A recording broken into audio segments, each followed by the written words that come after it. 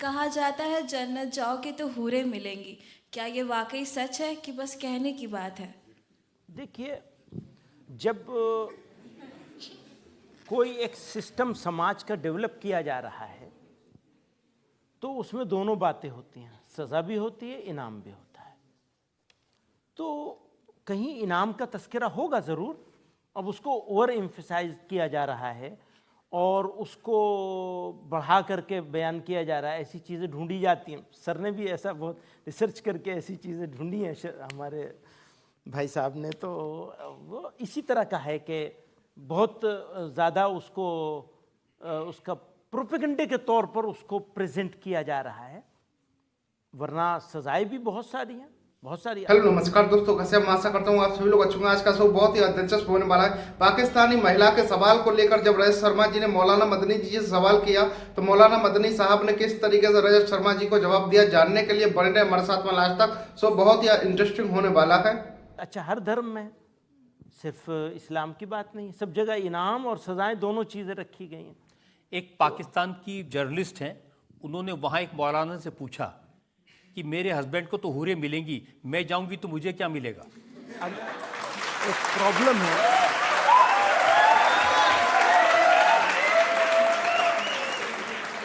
एक प्रॉब्लम है, वो ये है कि मैं तो ये चाहता हूँ आपसे भी कि पाकिस्तान का तो जिक्र ही ना किया जाए।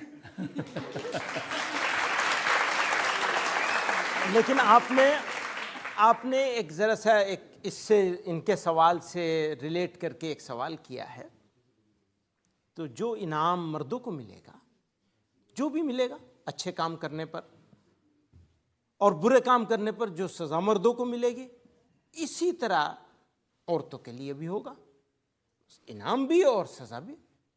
ऐसा नहीं हो सकता कि औरत के लिए कुछ और हो, मर्द के लिए वहाँ तो कुछ मौलाना साहब ने उसको जवाब दिया कि आपको तो अपने हस्बैंड ही मिल जाएंगे। तो उन्होंने कहा मैं क्यों उसको लेके क्या करूँगी? उसको हो सकता है मैं उसको इख्तियार ही ना करूं। अगर मैं औरत हूं तो हो सकता है मैं अपने हस्बैंड को चूज ही ना करूं। बिल्कुल, ये इख्तियार मिलेगा औरत को।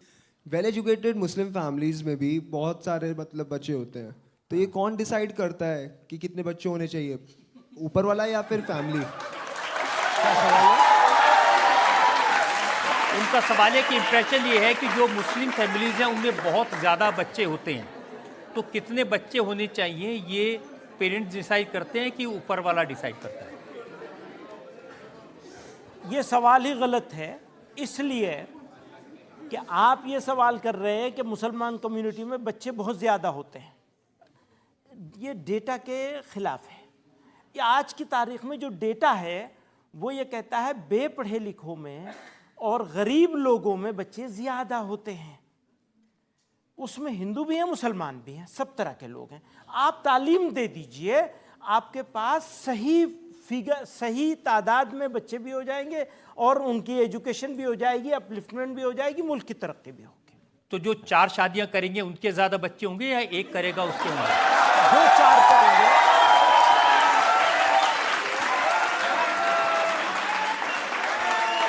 इसके ऊपर भी डेटा मौजूद है।